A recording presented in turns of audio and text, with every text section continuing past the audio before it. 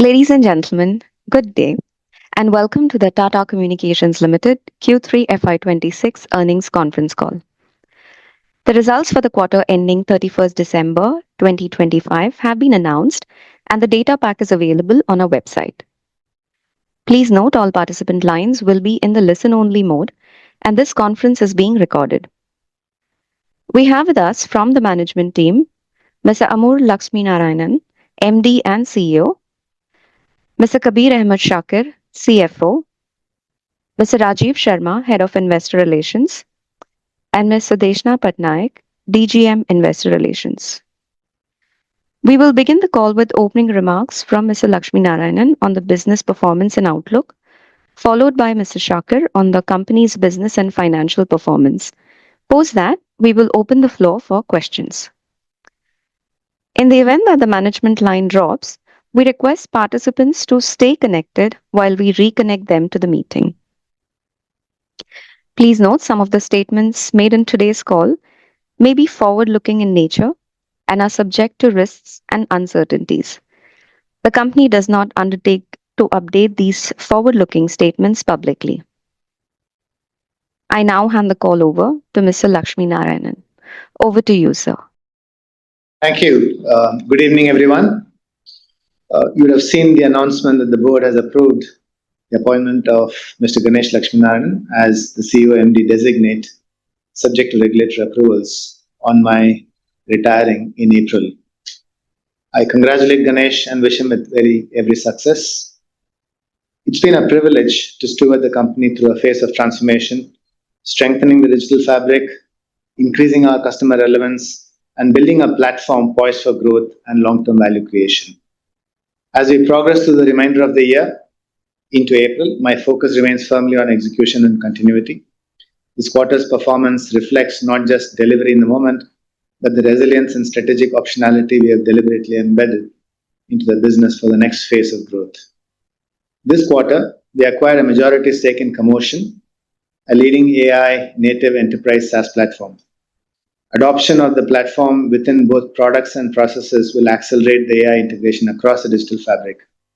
In CIS, Commotion's strong capability integrated with Kaleyra channels will be a powerful proposition. The platform is natively secure for enterprise usage and runs on our Vayu cloud. With this, we aspire to be a full stack AI platform provider with best in features and prices globally. Deep diving into the quarter performance, we are very pleased by the growth momentum coupled with the margin expansion that we've been able to achieve. We are seeing a momentum across the data business driven by core connectivity as well as digital portfolio. Our overall revenues came in at rupees 6,189 crores, up 1.5% Q-on-Q and 6.7% year-on-year. EBITDA grew by 4.6% Q-on-Q and 4% Y-on-Y to rupees 1,228 crores. Overall, EBITDA margins came in at 19.8%, an improvement of 60 basis points Q-on-Q. I'm very pleased to share that we had an excellent order book this quarter with very healthy double-digit Q-on-Q and Y-on-Y growth. A large part of this order book growth comes from core connectivity on the back of a deal with one of the largest OTT content providers. To add more color to the deal, we'll build an India leg of a major global subsea build spanning 5 different continents. Our funnel remains robust and about 70% contributed by digital portfolio. We continue to be making progress with our deeper with fewer strategy, as we are seeing a steady uptick in the number of million-dollar customers during the year, especially in the 10 million plus category. Coming to our financial performance, data revenues grew by 3.5% Q-on-Q and 9.3% year-on-year. Core connectivity business came in at rupees 2,700 crores, up 2.4% Q-on-Q and 4.2% Y-on-Y. The revenue growth in core is driven by the implementation of more than half the large hyperscaler DC-DC connectivity deal that we had announced earlier. Digital portfolio at 49.6% of data revenues is up 245 basis points year-on-year and is in line with our strategy to drive relevance quotient. Digital revenues came in at rupees 2,659 crores, increased by 4.6% Q-on-Q and 15% year-on-year. The growth was driven by Interaction Fabric and Cloud and Security Fabric on the back of some large deals and benefited from usage-driven seasonality. Interaction Fabric, which comprises 52% of the digital portfolio, reported a growth of 10.4% Q on Q and 17.9% year on year. We see a steady uptick in the non-SMS business in the CIS in the new wins this quarter. Media business has seen a degrowth of 16.6% Q on Q and a growth of 1% year on year. Next-gen connectivity has sequential growth of 3.9% Q on Q and 17% year on year. We won an ISO WAN deal for a large global wine company in France. For a large international airlines, we have been awarded a network transformation deal for 14 countries. Deals such as these are helping us push our challenger positioning in the international market. Cloud and Security Fabric reported a growth of 9.4% Q on Q and 18.9% year on year. We have a marquee win in the security portfolio. We have won a large strategic deal for managed SASE with a large public sector bank in India. The strategic network security transformation involves a comprehensive set of use cases, including secure internet access, private access, advanced data protection, and zero-day threat protection. We are seeing several large PSUs and government entities planning a transition to unified SASE stack, and this deal places us well to pursue further such opportunities. It's heartening to see that both next-gen, cloud and security, and media have grown 25%, 19.6%, and 15.1% year to date, and better than their 5-year CAGRs. Move and IoT Fabric reported a decline of 4.3% Q on Q and a growth of 5.5% year on year. We had a significant uptick in the IoT revenue, albeit on a small base. One large steel company is deploying our SafePass connected worker solution. The solution enables real-time monitoring and enhanced worker safety across the plant. To conclude, I'm happy to see that data and digital portfolio are gaining momentum. The strategic bets that we had called out, ThreadSpan, Commotion Global AI Stack, EDP, AI Cloud, and the MCC plus MCN, and some of these have already been launched and are seeing several customer pilots, and few will be launched over the next couple of months. Capability shift within the companies in both products and processes is becoming very evident. We are very well positioned to build on this foundation with discipline, clarity, and ambition. I remain confident that the company's best chapters will be written with the strength of its people, its partnerships, and the trust of its shareholders. Thank you, and over to you, Kabir. Thank you, Lakshmi. Let me take you through the Q3 financial performance this quarter, which reinforces a pattern of continuous improvement with incremental gains in growth and margins flowing from better capital allocation, operating leverage, and razor-sharp portfolio focus. Momentum across data revenue as both core and digital are participating in growth this quarter. Q3 FY26 revenues came in at INR 6189 crores, growth of 1.5% quarter on quarter and growth of 6.7% year on year. Normalizing for forex impact, the revenue growth is up 0.5% quarter on quarter and 2.2% year on year. Data revenue grew at 3.5% quarter on quarter and 9.3% year on year. Core connectivity revenues grew by 2.4% quarter on quarter and 4.2% year on year. Digital revenues grew by 4.6% quarter on quarter and 15% year on year. As we look ahead, incremental growth will come from a number of strategic bets that are being commercialized. We will begin to talk about these launches progressively over the next few months. Net revenue came in at 3,477 crores, growing at 1.9% quarter on quarter and 4.3% year on year. Overall, net margin improved was by 20 basis points sequentially to 56.2%, driven by core connectivity. EBITDA for the quarter came in at INR 1,228 crores, up by 4.6% quarter on quarter and 4% on a year-on-year basis. Our EBITDA margins for the quarter were 19.8% and improved by 60 basis points quarter on quarter. EBITDA margins have been on an upward trajectory since the fourth quarter of FY25, and the 110 basis points improvement in EBITDA margins over the past 3 quarters reflects the inherent momentum and our commitment to our ambition of 23 to 25%. Data EBITDA came in at 1,013 crores, up 5.1% quarter on quarter and 7.7% year on year. We are happy to note the improvement in data EBITDA margins to 18.9%, up 30 basis points year-on-year. As data growth improves further with the rollout of new products, we will see margins benefiting from operating leverage. PAT nearly doubled quarter-on-quarter and came in at rupees 365 crores and 42.3% on a year-on-year basis. PAT benefits from interest in income tax refund this quarter. We are also taking a provision for labor code of 61 crores, which is reflected as an exceptional item. Net debt for the quarter stood at 10,080 crores, lower by 11% Q-on-Q. Net debt to EBITDA came in at 2.16x from 2.45x the previous quarter. In FY16, we invested in a telecom innovation fund, and during this quarter, we monetized this investment and recorded gains. In parallel, we continue to deploy capital into innovation-led opportunities aligned with our long-term strategy. Our commitment to funding innovation remains structural and independent of individual monetization events. Our Fit to Grow model is enabling us to deliver profitable growth while consistently reinvesting back into the business.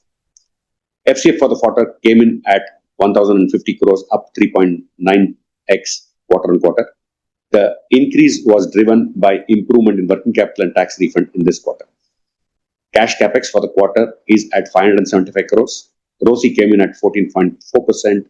Our ROCE is based on 12-month rolling numbers. ROCE is negatively impacted by TCR costs in Q2 and the continued investments in STT. We believe that ROCE has now bottomed out, and with margin expansion momentum, we expect gradual recovery over the next few quarters. Coming to subs and real estate, the revenues for the quarter were down by 11.3% quarter-on-quarter and 5.6% year-on-year. TCTS revenue came in at 191 crores, down by 27.8% quarter-on-quarter and 25.5% year-on-year. We exited from a low margin contract, and that has impacted revenue this quarter.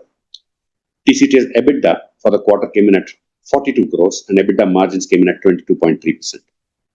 With our continuous subsidiary review, we restructured the operations for TCTS over the quarters, and now the business is global with a larger focus on international clients. We've been able to turn around this business to healthy double-digit margin in just under 2 years. TCR revenue came in at 217 crores, up 7.3% quarter-on-quarter and 27.3% year-on-year. TCR EBITDA came in at 112 crores, and EBITDA margins came in at 51.6%, an improvement of 7.5% quarter-on-quarter but down 21.1% year-on-year. With both core and digital contributing to growth, and the upward trajectory in margins is driving the overall momentum. This builds the right platform to drive future growth. I will now ask the operator to open the forum for Q&A. Thank you very much, sir. Ladies and gentlemen, we will now begin the question and answer session. Anyone who wishes to ask a question may click on the raise hand icon from the participant tab on your screen. We request participants to restrict to 2 questions and then return to the queue for more questions. To rejoin the queue, you may click on raise hand icon again. We will wait for a moment while the question queue assembles. We take the first question from Mr. Vibhor Singhal. So could you please unmute your connection and you may ask your question now.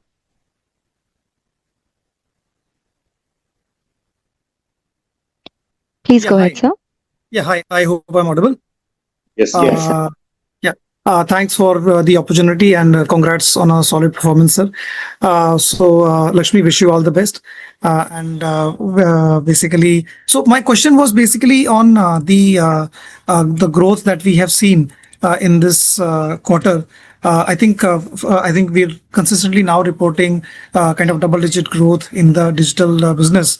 Of course, the breakup of that continues to vary across the different verticals.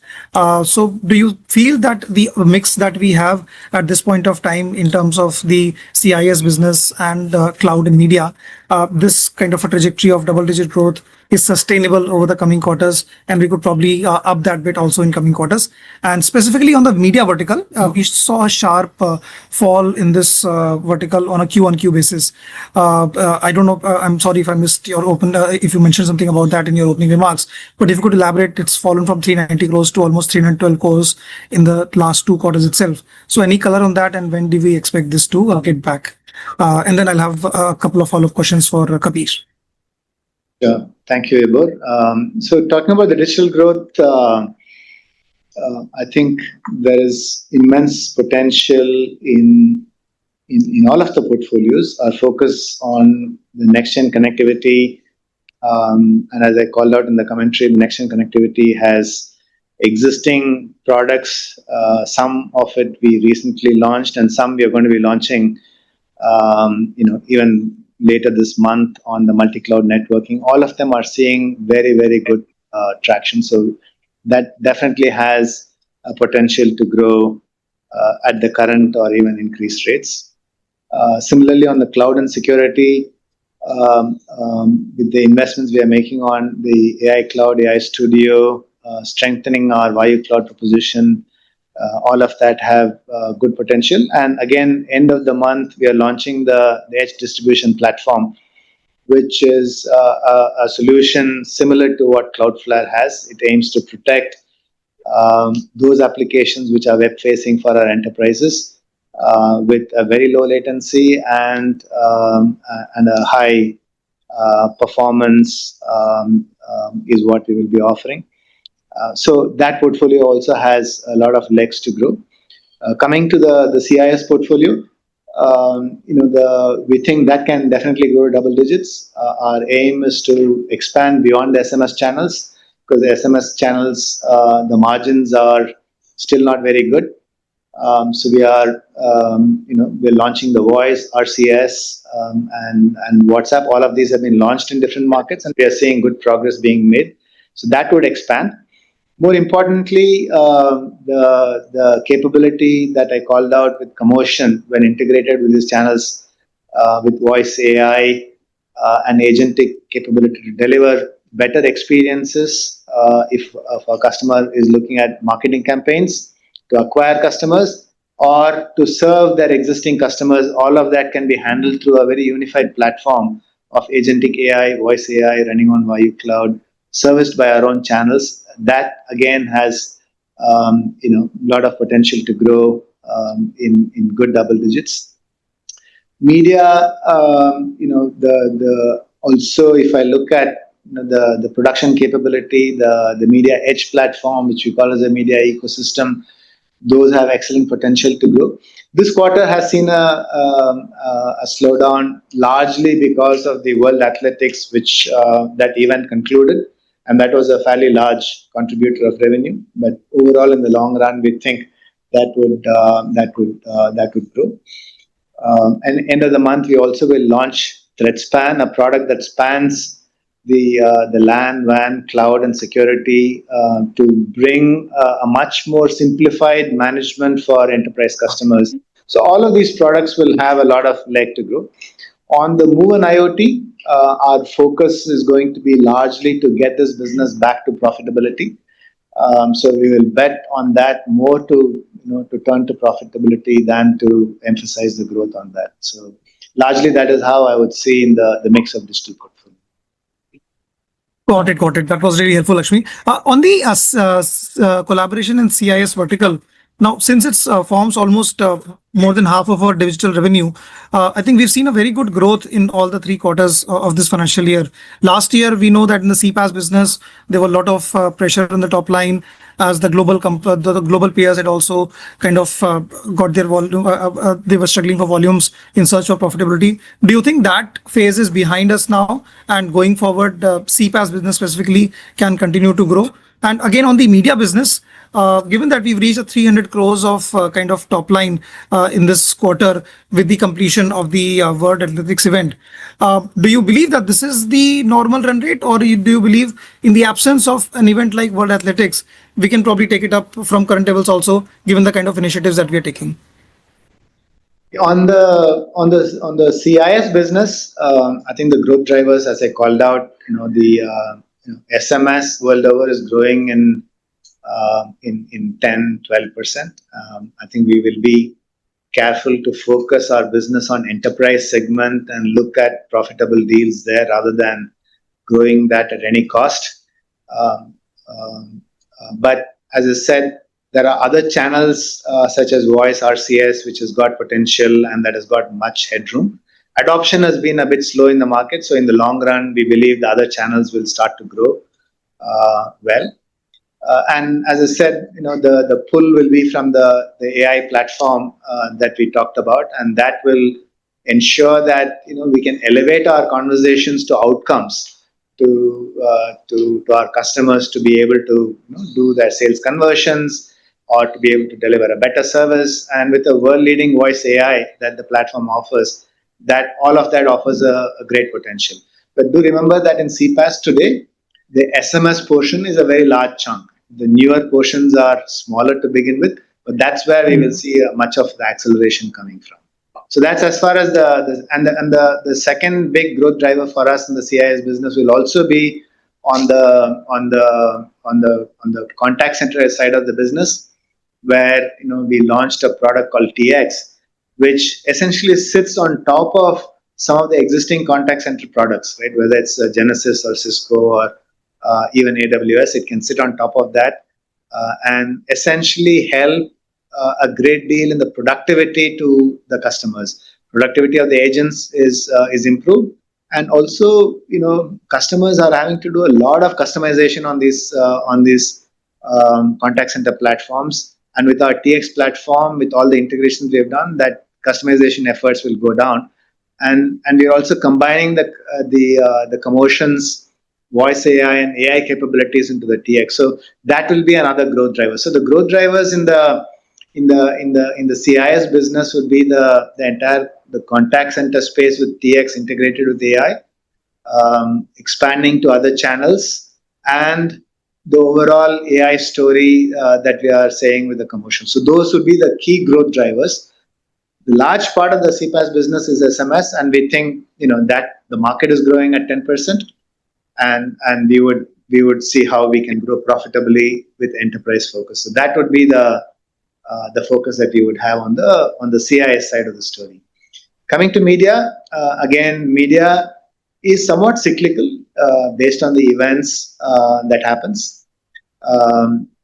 But having said that, we are also expanding the media story beyond the sporting federations into the broadcasters. So we announced a large deal last year with in the Latin American market. That is one. Second is we won a fairly large deal in the US, again in the broadcaster segment, bringing together again the capabilities of the Switch Commotion as well as our Media Edge capabilities to transform. And third, even in India, with one of the broadcasters today, we are responsible for a lot of live sporting events play out, and that we are doing from this very building that we are sitting in today. All of that are new capabilities, which are the accelerators of the growth for media business. Some of it will be steady; it's not that seasonal. But the traditional business that we've been doing for federations are seasonal and a bit cyclical. But the business has good potential to grow in the long term. Got it.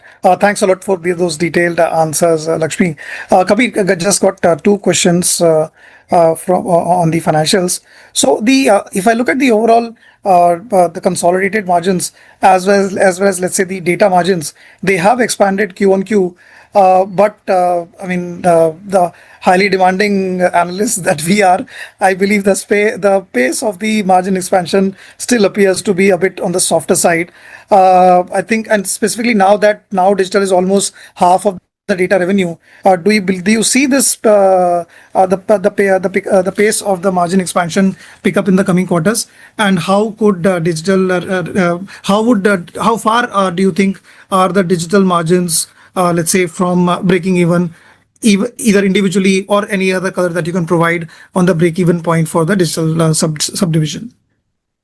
Thanks, Vibhor. Don't ever apologize for being the pushy and demanding, analyst that you are. You make us better, Vibhor. So really love the conversation that we always have. So I think it's a good question, great question. But I would also say, on a serious note, we are walking and chewing gum at the same time. we are doing repairs with the mains on, as far as the digital portfolio is concerned. I mean, Lakshmi talked about CIS, and you've seen CIS growth. CIS also become, bigger.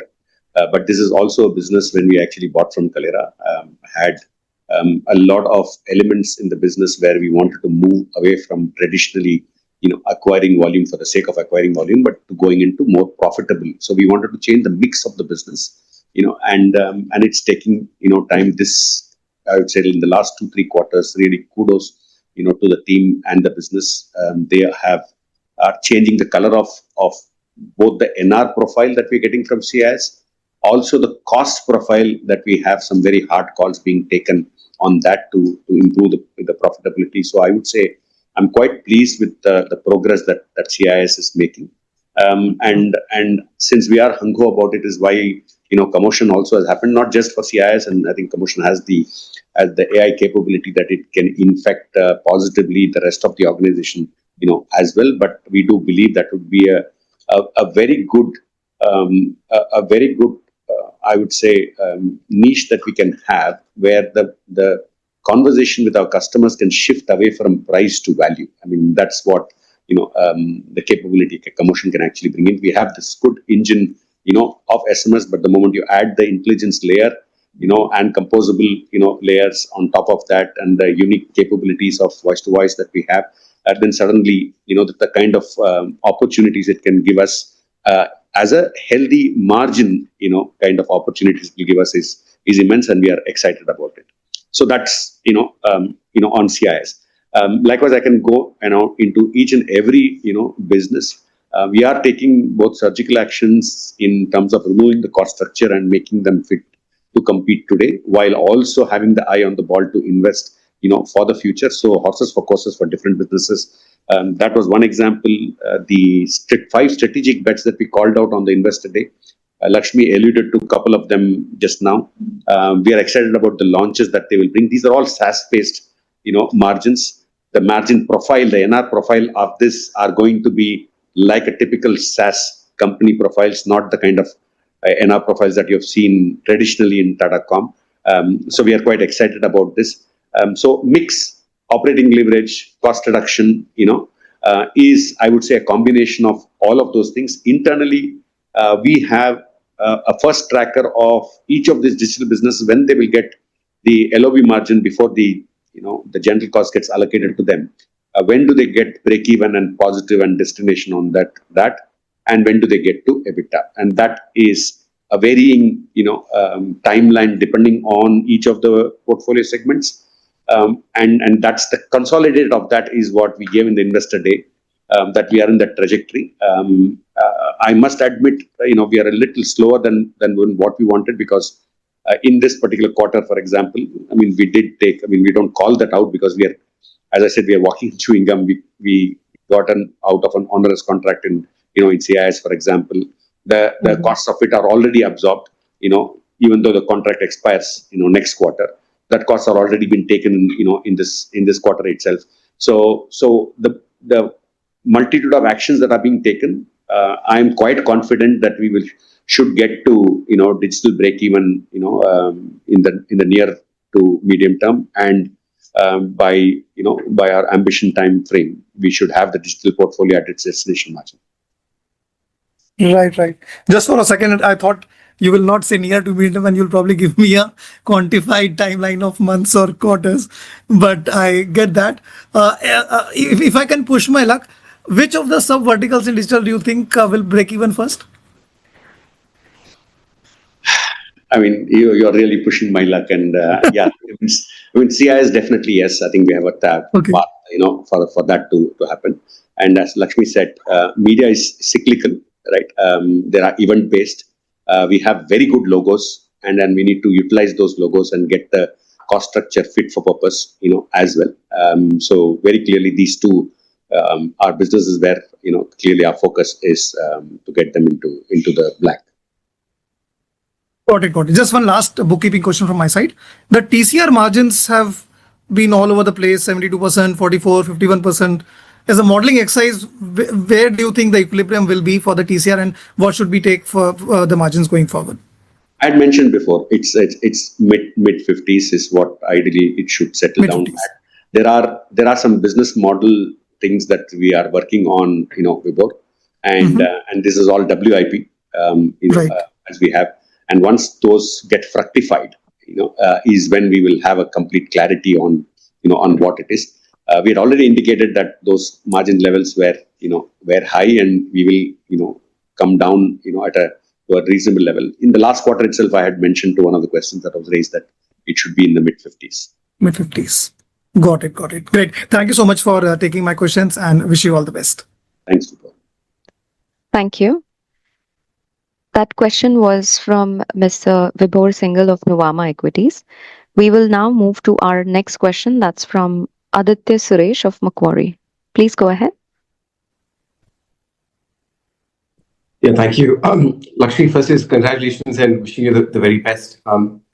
Just for this quarter, I had two questions. So first is any large customer deal wins you'd like to call out this quarter? You'll typically give us that $1 million customer journey. Any kind of update on those metrics? That's the first one.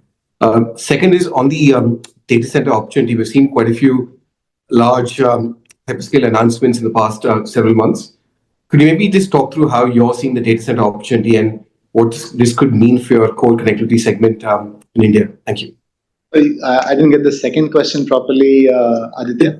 Just on the data center opportunity, Lakshmi. So there have been quite a few hyperscaler kind of announcements. Is that translating into kind of, or how are you seeing the data center opportunity in India for your connectivity segment? No, I think to take the second question first, the data center opportunity is great in India. We are continuing to be the leader in that space and keeping the market share there. And even in my commentary, I called out it's not a data center connectivity, but it's a core connectivity deal that we announced. It's a fairly large deal to help an OTT content provider to land and connect. So that's a space in the core connectivity. And in the core connectivity, also, we have seen an uptick in our, because of the internet traffic going up, our internet-related core connectivity products have seen an uptick this quarter. So the core connectivity will see, it had fallen in the last quarter because of the cable cuts. We do still suffer from the cable cuts in the Red Sea area, and it's not fully out of the woods or out of the sea yet. But despite that, we've seen a good growth in the core connectivity this quarter. Coming to the color of some of the other deals, I did mention that in UK and Europe, we have won large network transformation deals with in France with one of the wine player and one large international airlines again in that region. There are deals in the US in that space. We are also having good amount of deals in the Wi-Fi space. We called out the deal on the security space on cloud, which was somewhat muted for the last year and a half. We have seen an uptick on the order booking this quarter. So I think from an order booking perspective, it's been fairly well rounded across all the fabrics, is what I would say. Thank you. Thank you. Our next question is from Sanjesh Jain of ICICI Securities. Please go ahead. Yeah, hi. Good evening, all, and thanks for taking my questions. First, Lakshmi, now that you are stepping back, just one question. You inherited a company with multiple challenges. Probably you are leaving a company with multiple opportunities. Some of the things you think you would have done better or different that you want to share? That's number one. Number two, how do you see this company evolving, or where do you see this company has the potential to reach in next 3 to 5 years? I think the first one is a harder question. I need to reflect. I'm sure there are things that we could have done better and so on, but there's nothing specifically that occurs to my mind. Because the capability shifts, requires a number of things to fall in place, right? In terms of building that capability, the significant amount of culture change, and so all of that are big ticket items. So all of those, I think the teams have done tremendous work in getting to where we are today, and it's kudos to the team to get us where we are. Very pleased with the platform that we have for future growth. In terms of the product profiles, Kabir called out, that some of the strategic bets that we are calling out, some of the new products are SaaS-like products. All of it are leveraging the native capability of infrastructure, be it network or compute or all these capabilities. So I think with this, I'm very passionate about, at the risk of repetition, I would say, about relevance to the customer. And that was one of the major missions that we had to say, if you stayed where we are, we are increasingly becoming irrelevant and commoditized. So today, it's not just the $1 million customers. And in my commentary, I said, there is an uptick in that. There is uptick in $10 million customers. But that comes because we are able to have a conversation with a CIO or CDO, or today even with the CEO, about how we can participate and help them in their transformation. And that's a very big shift for us in terms of the relevance, and with the relevance comes our ability to participate in opportunities, and then with participation comes the winning and execution that comes down the line, right? So I do believe that we are only scratching the surface. We have a solid platform on which the company can grow and build. Thanks, Lakshmi, for that. Just one question to Kabir. Kabir, the digital portfolio net revenue still appears to be quite soft, whether I look at sequentially or YOY. It's a decline. Though revenue numbers do give a slightly better feeling of a 15% YOY growth and 4% sequential growth, but the story on net revenue is quite different, which is still not encouraging, or which still doesn't put us to a path where we can go to a break even at the EBIT level. Because if net revenue is declining, which means our losses would have only expanded. How do we correlate this, and what is not getting translated from, say, a gross revenue to a net revenue and then to a profitability? Yeah, I mean, I need to probably then getting into specifics here, which I cannot suggest, but I'll still, try and, give you some comfort as to what is going on, underneath this. In this, specific quarter, as I alluded to Vipul's question earlier, there was an onerous contract which we have chosen to exit because, in that particular market in CIS, the WhatsApp cost is even lower than the SMS cost, and therefore we've said, look, it just doesn't make sense for us to continue anymore, and so that alone was like 100 basis points impact in the quarter. Likewise, there are two other deals which we did, and depending on the kind of a delivery schedule, those deals, when they recognized both revenue and cost in this particular quarter, came at a dilutive margin profile. So that explains the one-off of NR in the quarter in the digital portfolio. We actually we examined it quite surgically on each of them. None of them are structural in nature, so that should give you some comfort. Not necessary to say that we are happy with what it is, but at least they are not structural, and hopefully we should learn from this and not repeat this, and we get to a profitable profile. So I would only enhance the same answer that I gave to before, that we are, seeing at least, CIS to start with, and then media, then these two business to get to break even soon and to destination, EBITDA as well. So forget the oddities of this quarter, which are one-offs. But Kabir, just a larger question here. Did we really get aggressive, pushy to buy Kalera? Because it's been now what, more than 1.5 years, close to 2 years, and we are still cleaning up the book, onerous contracts, and all those things.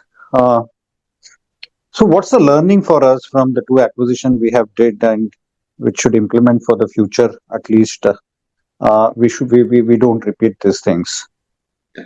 I wouldn't say we were aggressive or anything of that sort, Sanjesh. And this particular contract that I said is not Kalera's doing. It was a contract that we signed after the acquisition, right? So Okay. let's also, call performance out where it really, belongs, and it's very easy to brush under the carpet and blame the past. That's not the case. I think we have a good capability in Kalera. It's a great asset that came at a great value globally. Given the ambitions that we have with commotion, with AI, that we will bolt on top of that, this can really be a good asset, for us. We fundamentally, believe that. Had we stayed the course in this particular place with Digo, we would have burnt a lot more cash, and we would have taken a lot longer to get to this level of revenue, right? So if you see from that perspective, I think, it is indeed, a good space that we would be in. We had estimated when we took Kalera that there will be certain channels. I mean, like 92% of the business was A2B and 8% was the other profitable channels. Even Lakshmi mentioned voice RCS, for example, has not picked up, and not been adopted as much as we thought it would, with, giants like Google behind it. It's a matter of when and not if. So we are we poised for all of those things? So if we look at from those opportunities point of view, and our business structure point of view, the cost synergies, we got it kind of almost, on target. The revenue synergies is what we knew that it's got delayed by a year for multiple factors. I would say more than 3/4 of the factors were external rather than internal per se. So I would. We're still, on hindsight, if I go back, yes, we do have got Kalera. And let's not forget, we are, again, for the sake of transparency and governance, we have carved out TCR, and showing TCR separately. It's a business which is profitable. It has grown significantly from what we actually bought before. So if I add the two together, we are getting, a value from that business. And we have to be truthful and see the numbers the way they are. No, that I clearly appreciate, Kabir.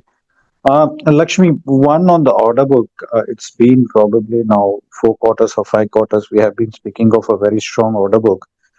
When should we really see this hitting into a revenue growth and translating into a double-digit EBITDA growth for us? Because we're still, I think, lagging significantly behind both on revenue and EBITDA growth.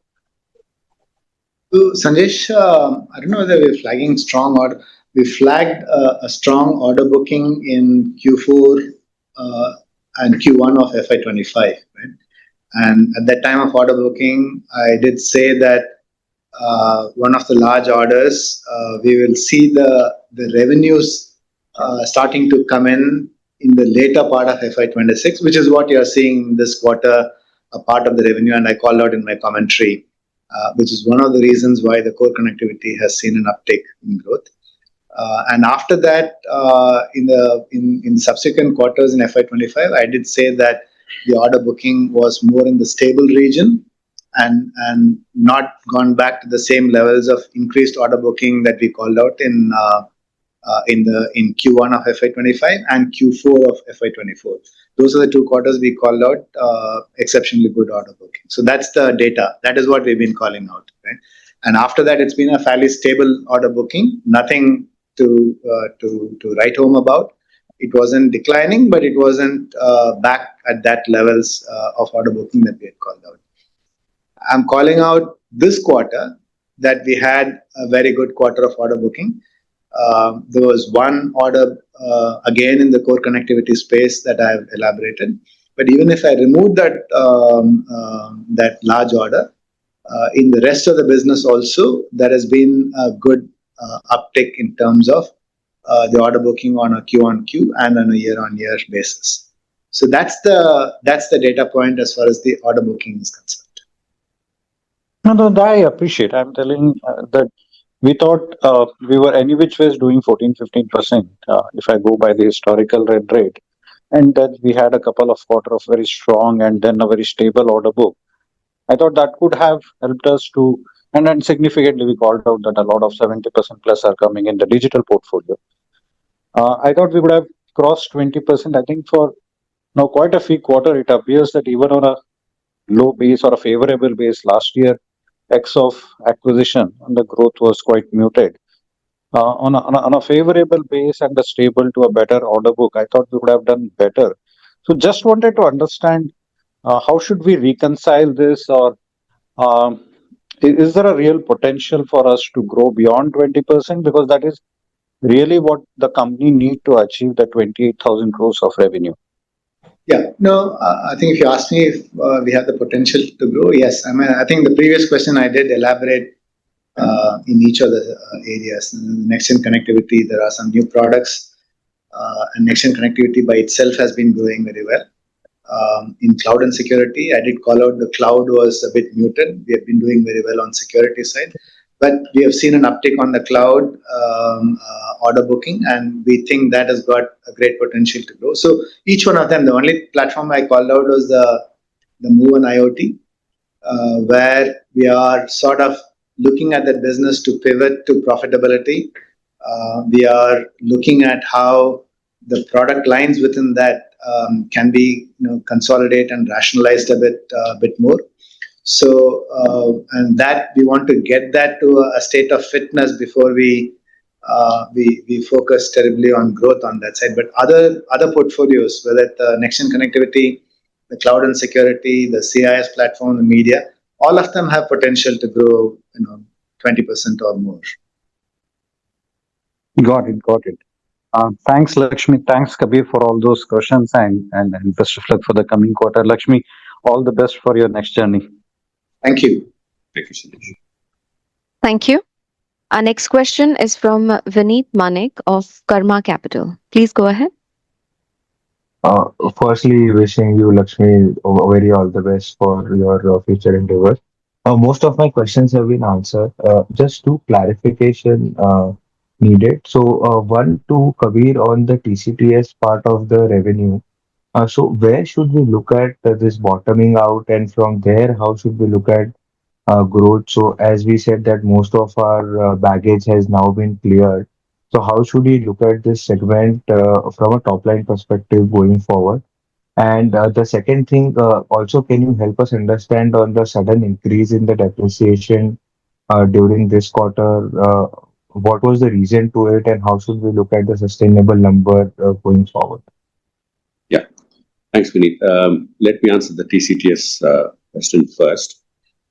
We did have two large businesses that TCTS did domestically in India. We got out of that one of the contract, which is the largest one last year. We spoke about it as well, and that was a big top line drop that we did, but it came at a huge accretive margin percentage perspective, because we were losing money in that particular contract. The second one was this. This also was a loss-making contract for how we have got out of. So I would look at TCTS now in the last 7-8 quarters, and absolute kudos to the management team. They have done a phenomenal job in taking these hard calls and managing our way out without any issues to our customer, and did the transition management very well, even though they were loss-making contracts. This business is now largely international, right? And the margin profiles, as you see from this particular this quarter, is in the 20s. We are hoping that this business going forward also are going to take business. It's all very pure services, of course, in the telecom and the network space, right? But is going to come with that kind of a margin profile, if not better, and focus towards export and towards international operations. That is how you should look at TCTS. And now with the baggage gone, we are looking, to task them with high growth targets, which is what the team is capable of, and it comes with very less, upfront investment or anything that we need to, put in. So we will encourage the management team to really go and realize the potential, which quite a few deals are in the pipeline. We have visibility to, and we are encouraging management to do that.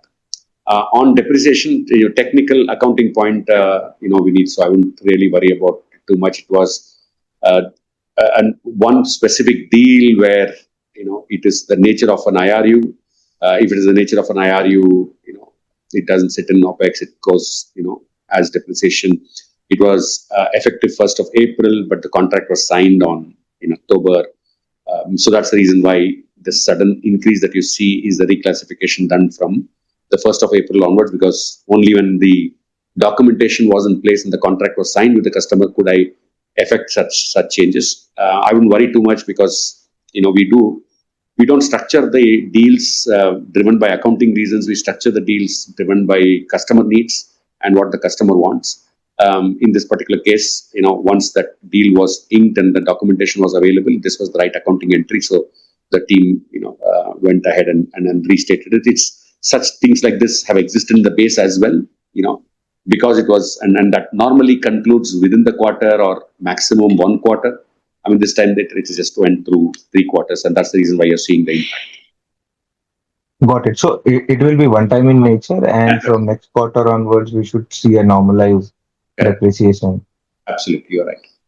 Got it. And so we can say that in TCTS, the large part of cleanup has happened and there is not much left, or Yes. do you still see there is some more cleanup that is yet to happen? Well, there is no domestic business left. It's all international business, right? So I don't see, none of those deals are loss-making deals as we have. But I will never say never to any of those things, because you never know in these geopolitical situation, tariffs and and various things that are in play, and global M&A plays, that really happens. So we have to be watchful of changing things, but I think the clear coaching to not just, I would say, TCS, but I would say even to the digital portfolio business teams and leadership is managing with resilience, the entire business as we navigate through these ups and downs. And so that's where I will leave it at. Got it. Thank you very much for your time. Thank you. Our next question is from Balaji Subramanian of IIFL. Please go ahead.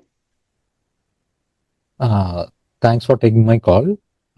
Good evening and all the best, Lakshmi, on your future endeavors. I just had a quick couple of questions for Kabir. These are housekeeping in nature. You did say that this IRU charges, have to be expensed below the EBITDA line item. Would there be any change in the QOQ and YOY EBITDA numbers that you reported, which is 4% YOY and 4.6% QOQ, if you make adjustments for this? That is number one. Go back and adjust, Balaji, even the prior quarters also, right? So it doesn't work only in 1 quarter. No?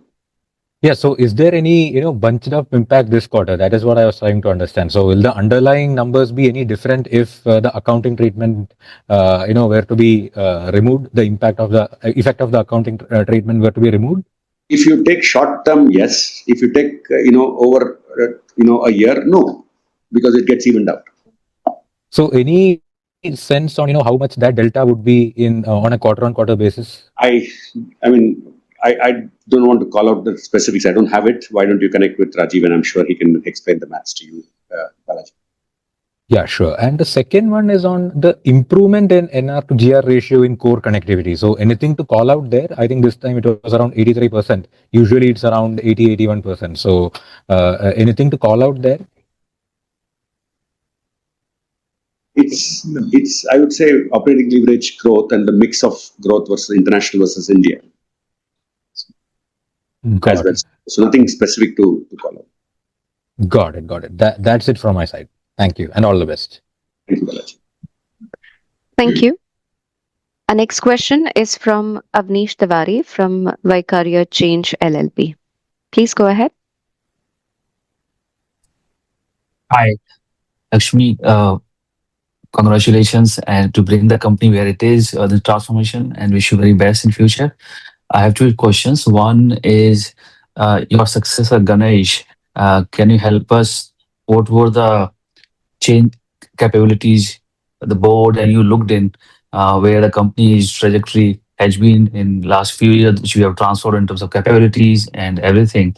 So what you are looking in the new leader? So if you can just help us understand how we should think this transition will work out. That's my first question. Yeah, Amish, thank you for your wishes.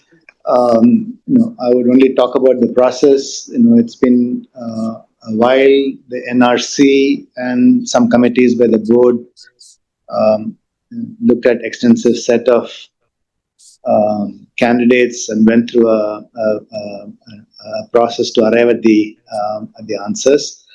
We had clearly created a set of requirements in the job profile in agreement with the board, which clearly is to see how to take this company forward in terms of leveraging on all the changes that we made, bring more AI and capabilities in the platform side, and grow the business. So, and that's how the selection came about.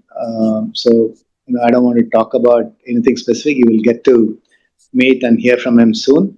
But be assured that it went through a process to make sure that the company can move forward at an accelerated pace.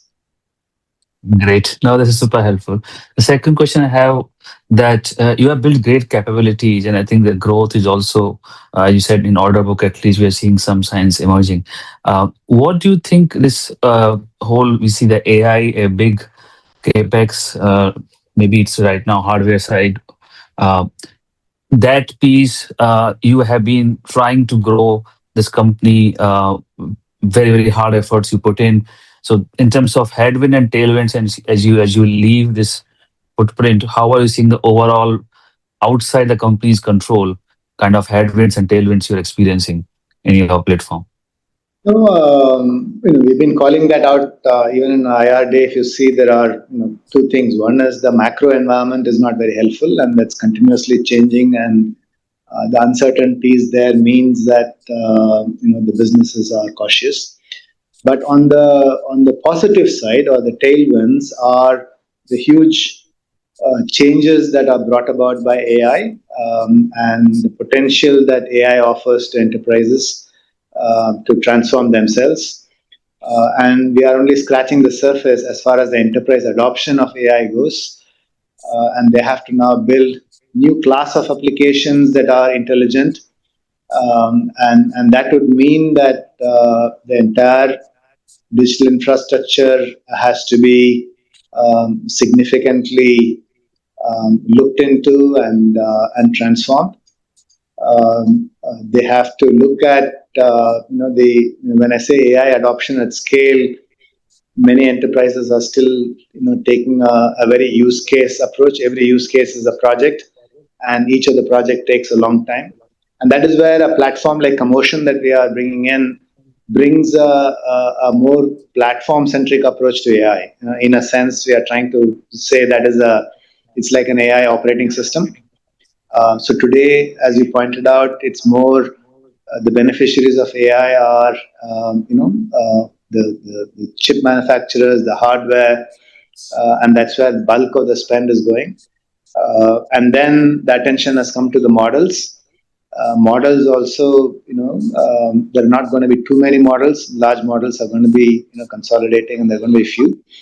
And then the enterprises have to look at doing their own small models, fine tuning, and building applications at scale, for which they need to bring a lot of data integration together, put in a lot of guardrails so that the AI can be trusted. So all of that is what I'm calling as a AI operating system that needs to sit on top of the current system of records, and that's where our full stack capability with Vayu AI Cloud, the strengths that we have in connecting all of these clouds, the AI studio and the platform that sits in above will help customers to navigate these transformations. So largely that's the sort of the headwind and the tailwind, and how we are positioning ourselves to prepare ourselves and prepare the customers for the future. Great. Just maybe one last piece. This AI infrastructure capex, you were doing that NVIDIA kind of partnership. Is there some traction? You think there also you have a role to play as the in India AI infrastructure comes up? Yeah, we do play. No? So we have a partnership with NVIDIA, because of which we have launched our AI cloud.